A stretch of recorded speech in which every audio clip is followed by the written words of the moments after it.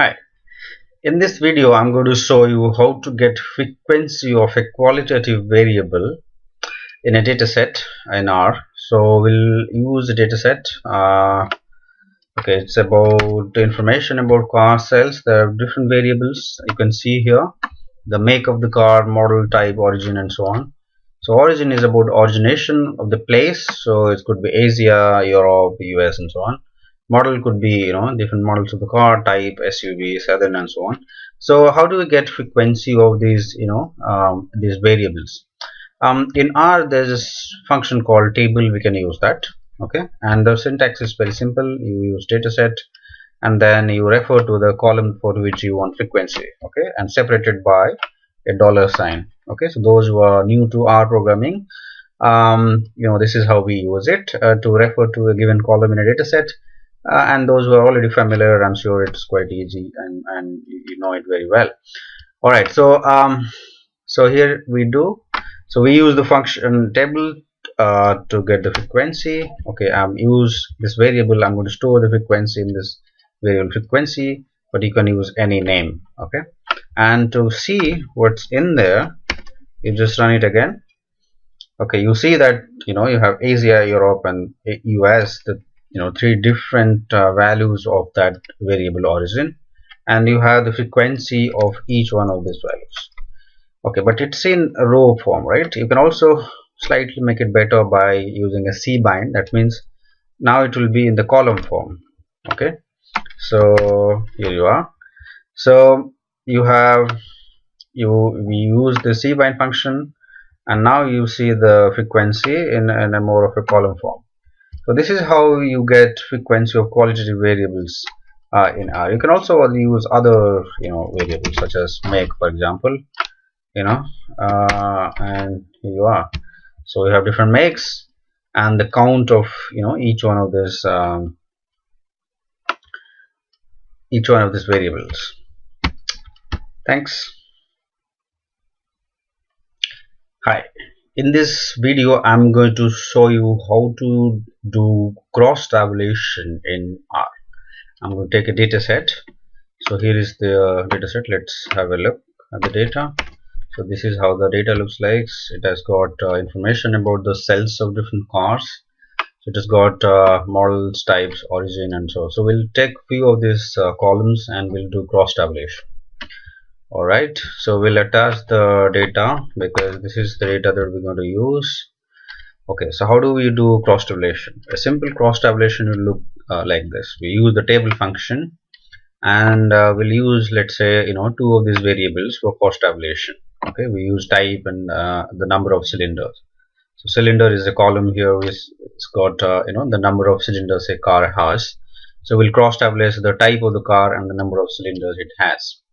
Alright, so let's run this. Okay, and let's see how the cross tabulation look like. So this is how the cross tabulation look like. You have a type in the rows and number of cylinders in the column, and what you see here is the number of cylinder for each type of the car. So that's how you will get in the output. Okay, but what if you want in terms of the percentage, right? Not in terms of the number or the count, rather in terms of the percentage. How you do is simply use the proportion, so prop dot table. Okay, so the function is simply a bit different, and then you will get in terms of proportion. So that's how we get it, right? Now we do not have the counts, but it is in terms of percentage or proportion. If you add them up, it will be 100%. Okay, and it's useful also because oftentimes we do not need to know the count of observations, but we're interested in the proportion or in the percentage. We can also do cross tabulation with more than two variables. Okay, so how we do that? So we'll use a function called ftable. Okay, first we'll use table function, so the same syntax that we had used here.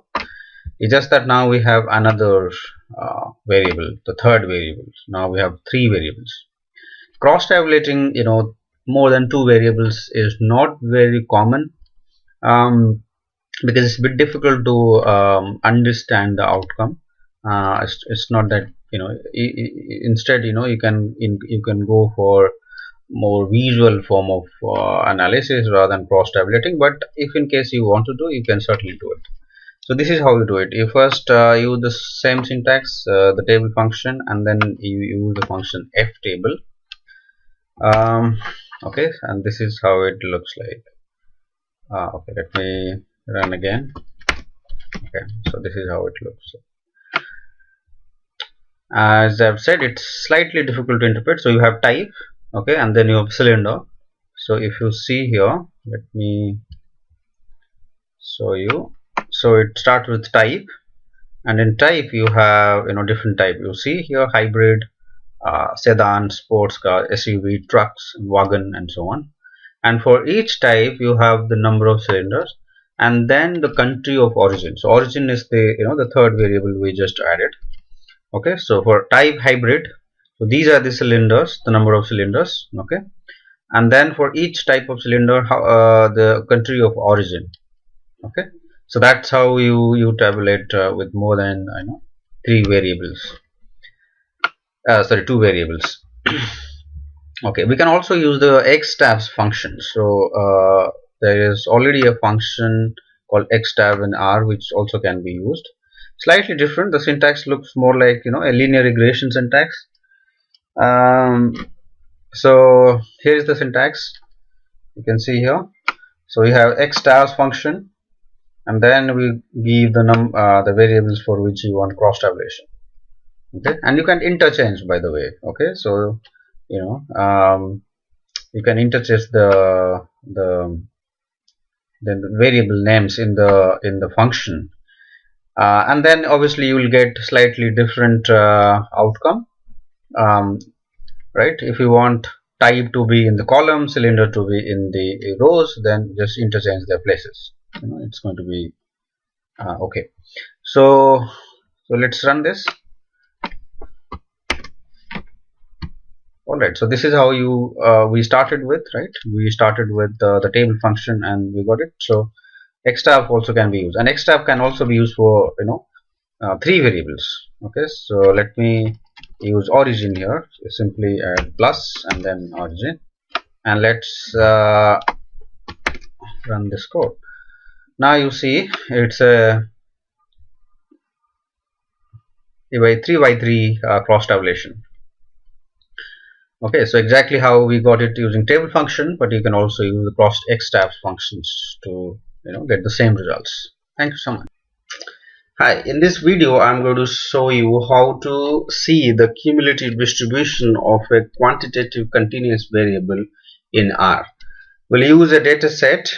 Well, the data set that we're going to use is the car sales data set. You might have seen this in my other videos. We'll take one of the continuous variable from this data set. We're going to take the horsepower of the car, and we will create a cumulative distribution of this variable. So first of all, what we'll do is that we'll summarize it. We'll see what's the maximum and minimum value of this variable, what's the mean. So the variable lies, the values of the variable lie between 73 and 500. 73 is the minimum, 500 is the maximum, and mean being 215. In cumulative distribution, we want to see the distribution of the variable, you know, starting from its minimum value to maximum value, and there are, you know, different cut points in between. What we'll do is that we'll start from the minimum value 73 and we'll increase by 20 in every step, okay, or every cut. So to do that, we will use the sequence function. So we start with the 73 as the minimum, 500 as the maximum, and we'll increase by 20. So we'll have several such breaks. Okay, so this is what we'll do next, and then we'll cut the data into as many breaks that we got in this particular step. Okay, so we'll have the cuts now. We in fact can see also the cuts if you want to see. You can see how the cuts looks like. So basically, you know, we're cutting the continuous variable into various segments. And based on what? Based on the difference 20. That means if you see the two consecutive cuts, the difference between the horsepower should be 20. Okay, and then we take the frequency of that cut. Okay, let's see the frequency. So let's also see the frequency here. So here it's, so here you see 73, 93. That means the difference is 20. So at 73 in that cut we have 93 values. At 93 we have 130 you know 113, and that includes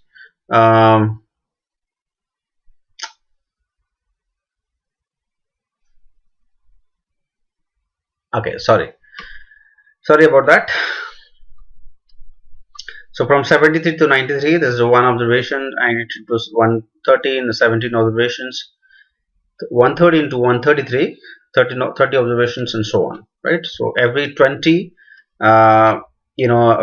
every segment you have how many observations that's there, right? That's just a frequency, and the cumulative frequency is just a cumulative sum of that frequency. Okay, and that then is very simple, right? We use the cum sum function to take the cumulative sum of the frequency, and there we will see that it will keep on increasing. Okay, it should be alright. So now you see it's increasing, right? So cumulative distribution is always increasing in order, right? It 1, then it 18, which is nothing but 1 plus 17, right? It's 48 now, so that means 1 plus 17 plus 30, which is 48. So that's how you get a cumulative distribution of the variable. We can visualize it slightly better by using cbind, so that we get it in column form. So we get column, and that's what you see. And you see it's increasing, right? It's increasing. Okay, so that's the way you can create that's the way you can see the cumulative distribution